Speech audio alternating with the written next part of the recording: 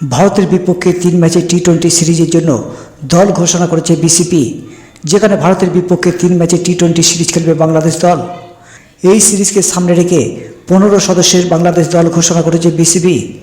টি-20 থেকে অবসর নেওয়ার কারণে 15 সদস্যের স্কোয়াডে স্বাভাবিকভাবে নেই সাকিব আল হাসান। এবার তার জায়গায় অলরাউন্ডার হিসেবে দলে ফিরেছেন মেহেদী হাসান মিরাজ। প্রায় 14 মাস পর টি-20 দলে ফিরেছেন তিনি। একই সঙ্গে 2 নতুন মুখকেও সুযোগ দেওয়া হয়েছে দলে। ওপেনিং ব্যাটার পারভেজ হোসেন ইমন এবং বাঁহাতি অর্থোডক্স স্পিনার রফিকুল হাসানকে। যদিও এর আগে দলে ডাক পেয়েছিলেন তারা, কিন্তু অভিষেক হয়নি এখনও তাদের। যেখানে বাংলাদেশ দলকে নেতৃত্ব দেবেন নাজমুল হোসেন শান্ত। যথারীতি দলে রয়েছেন অভিজ্ঞ মাহমুদুল্লাহ রিয়াদ ও মুস্তাফিজুর রহমান।